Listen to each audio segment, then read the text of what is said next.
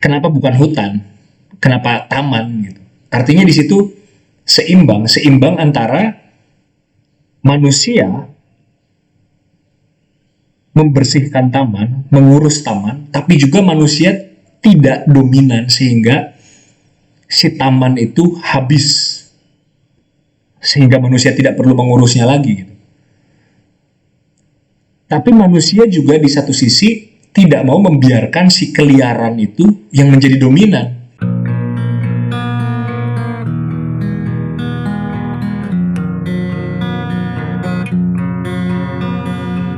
Saya Gideon Partogi. Selamat datang di langit manusia bumi.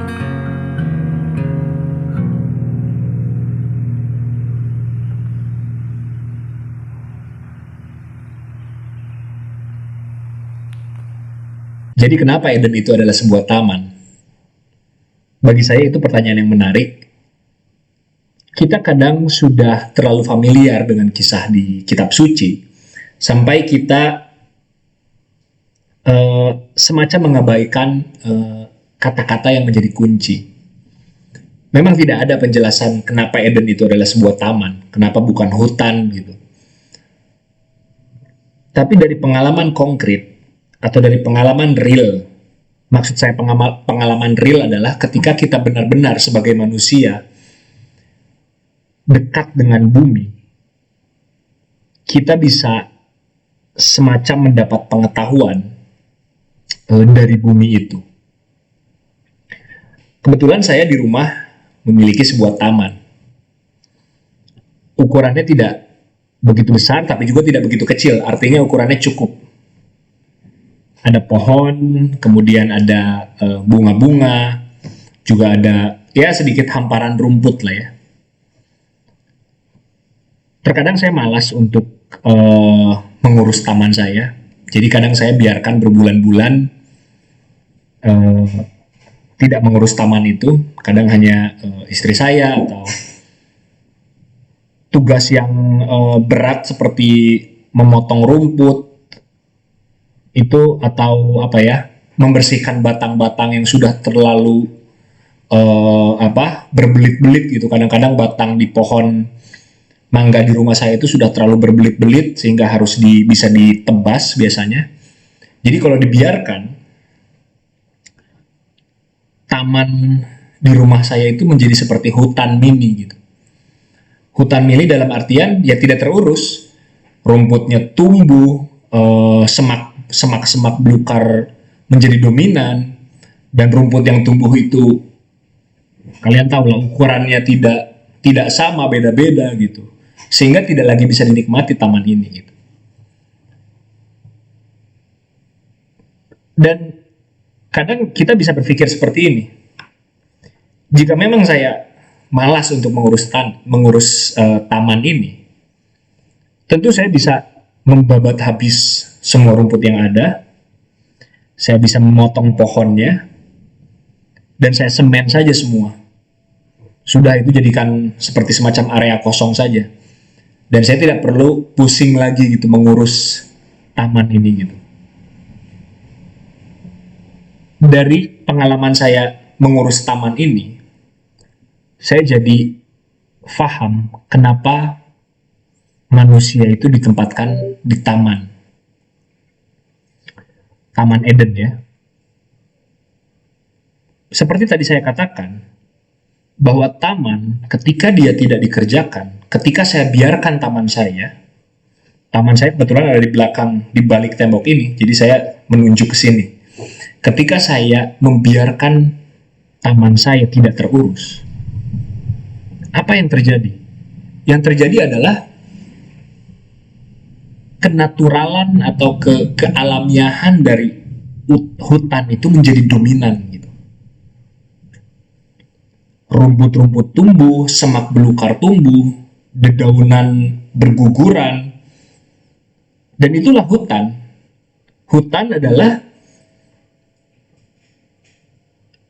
bumi yang tidak ada sentuhan manusia. Di hutan tidak ada sentuhan manusia. Benar-benar kita menyebutnya alam liar ya. Alam liar itu kan alam yang tidak ada sentuhan manusia. manusia tidak familiar dengan alam tersebut gitu. Dan taman saya ini kalau dibiarkan ya dia menjadi semacam hutan ini. Yang dominan adalah keliaran. Yang dominan adalah kenaturalan dari tumbuh-tumbuhan yang ada atau dari bumi gitu. Dan dari hal ini saya teringat dengan kitab suci Kejadian yang mengatakan bahwa ketika selesai Allah menciptakan alam semesta, belum ada manusia yang mengusahakan tanah. Atau kita bisa lihat belum ada sentuhan manusia di sana. Nah, kembali lagi ke taman saya. Saya masih ingin taman saya ini tetaplah taman. Artinya apa? Artinya saya harus mengurus taman ini. Dalam artian, saya tidak mau membiarkan keliaran taman ini, keliaran bumi, itu menjadi dominan.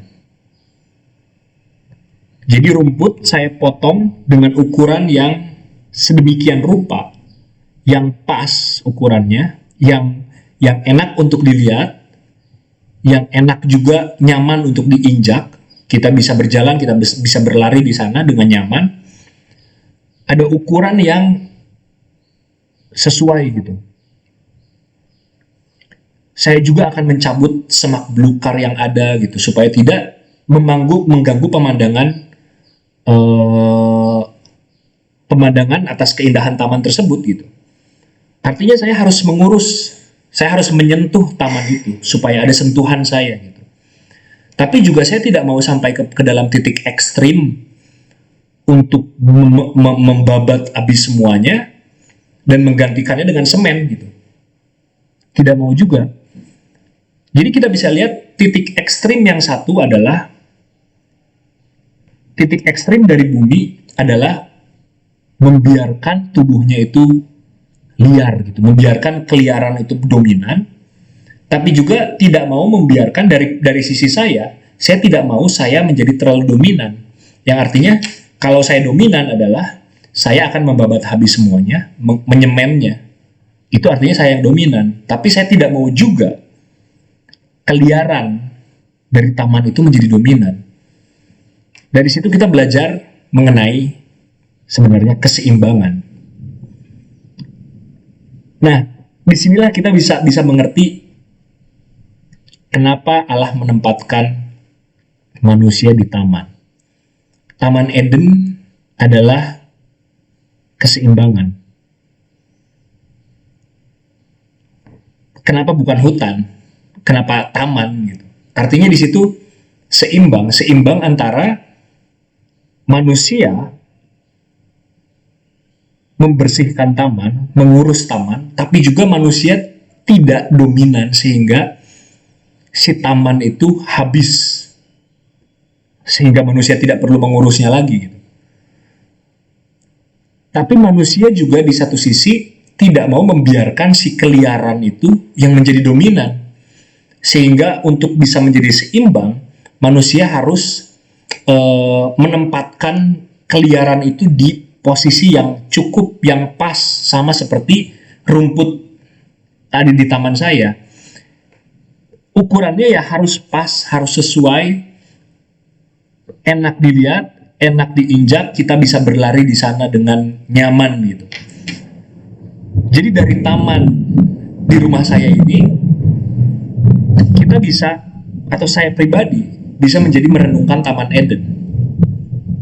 Bahwa Taman Eden adalah keseimbangan.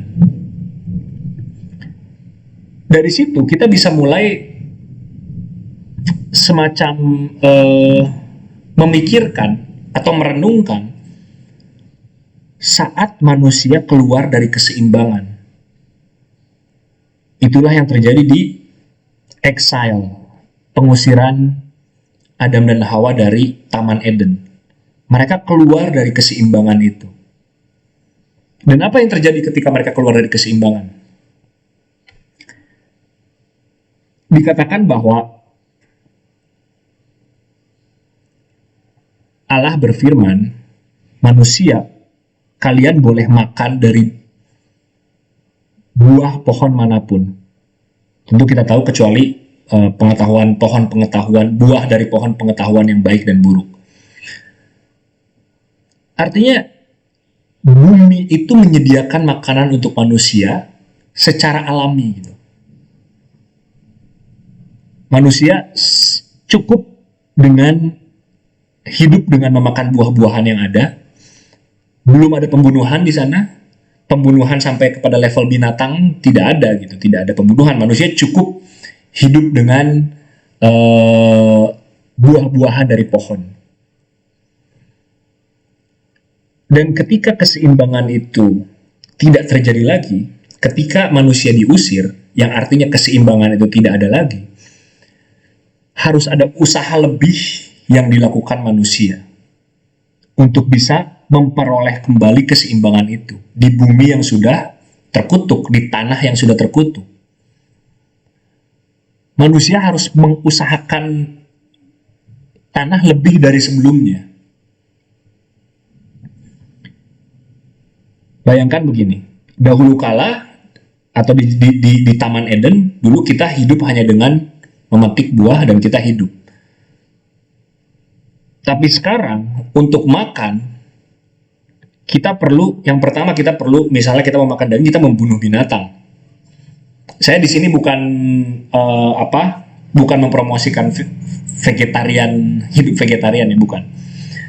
Tapi ya kita tahu bahwa kita perlu menangkap ikan misalnya, menangkap ikan.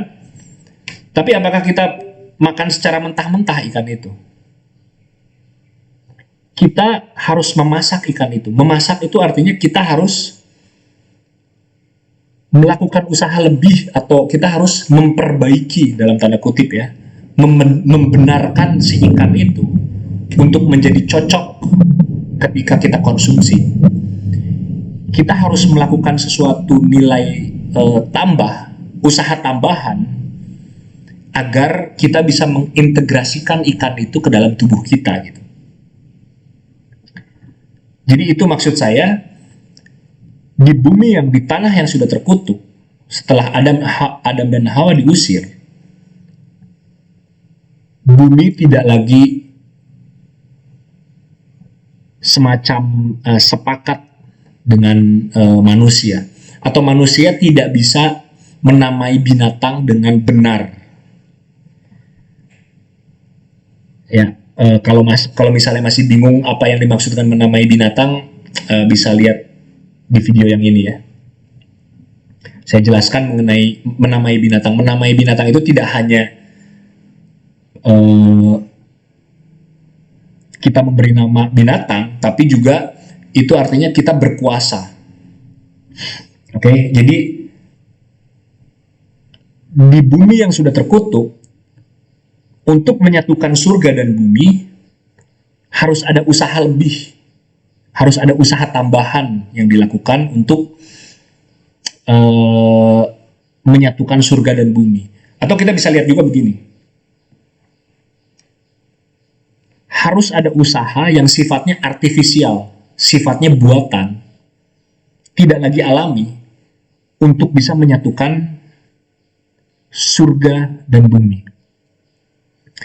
Ketika manusia diusir dari Taman Eden, Allah mengenakan pakaian dari kulit binatang kepada Adam dan Hawa. Kulit binatang itu adalah sesuatu tambahan, harus ada yang ditambah karena dia sudah jauh dari keseimbangan,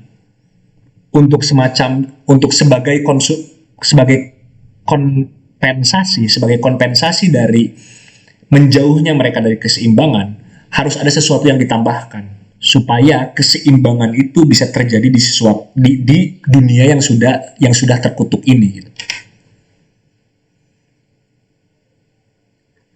Dan setelah yaitu adalah teknologi ya, baju itu adalah teknologi yang dikenakan oleh Allah kepada Adam dan Hawa.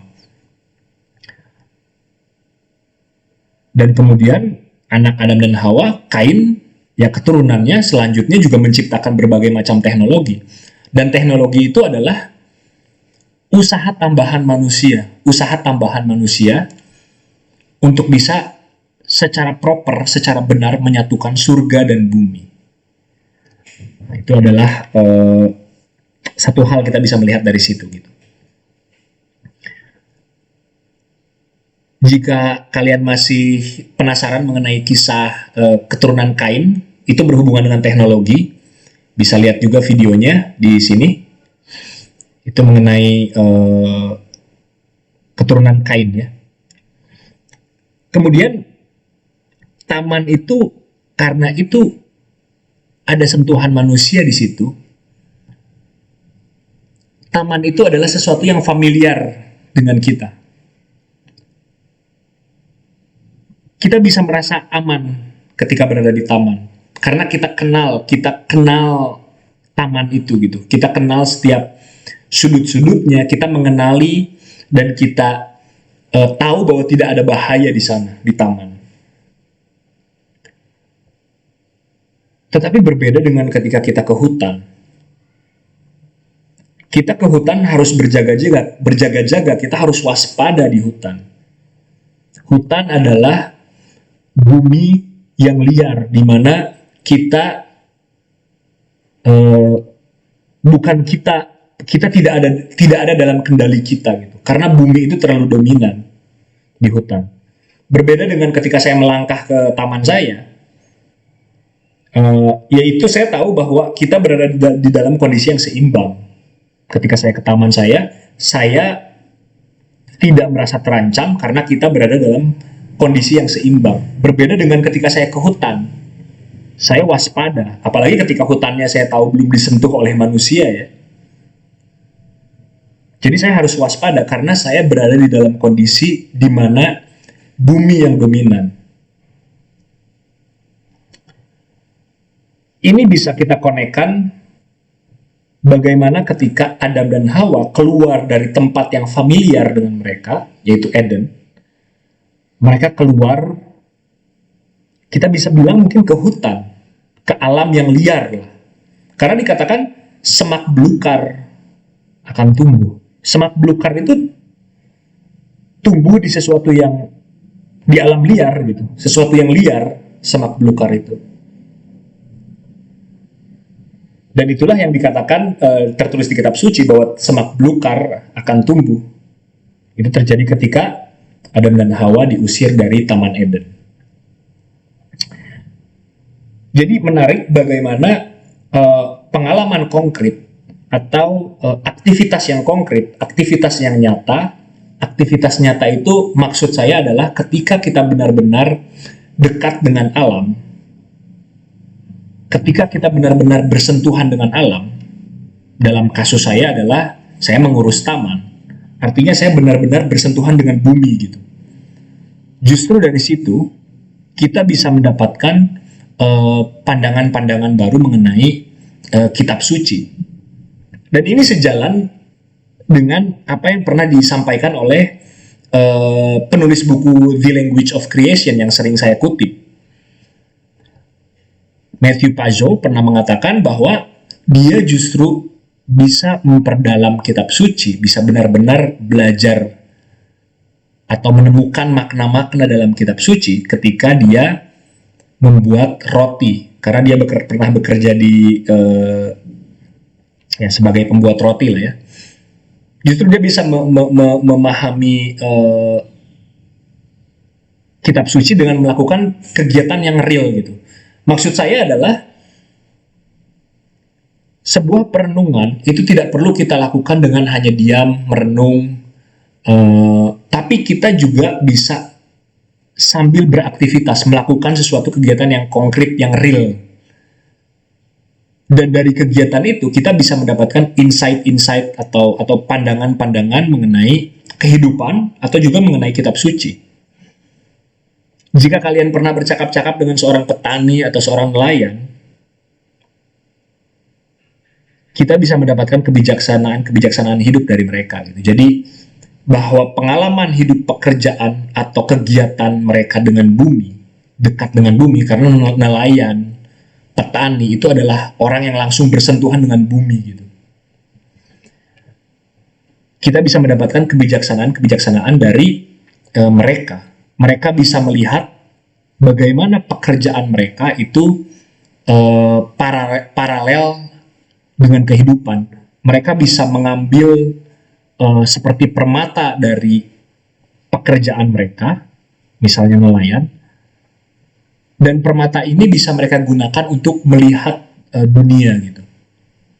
Jadi itu adalah sesuatu hal yang menarik, dan saya rasa kalian juga pernah mengalami itu. Misalnya begini, ketika kita naik gunung itu adalah sebuah kegiatan di mana kita mendekatkan diri kepada alam. Pada momen itu kadang kita bisa merasa takjub, bisa merasa kecil, bisa merasa kagum, bisa juga merasa takut. Jadi perasaan ketika dekat dengan bumi, langsung bersentuhan dengan bumi, itu adalah perasaan yang lain gitu. Yang lain, yang sayangnya di era sekarang, manusia sudah terlalu dekat dengan gadget atau dengan teknologi, sehingga saya khawatir sulit untuk bisa mengambil wisdom atau bisa mengambil kebijaksanaan dari sentuhan langsung dengan bumi gitu. Dan itu penting menurut saya. Sentuhan langsung dengan bumi itu adalah hal yang penting. Oke, terima kasih sudah menyimak video ini. Sampai jumpa di video yang lain.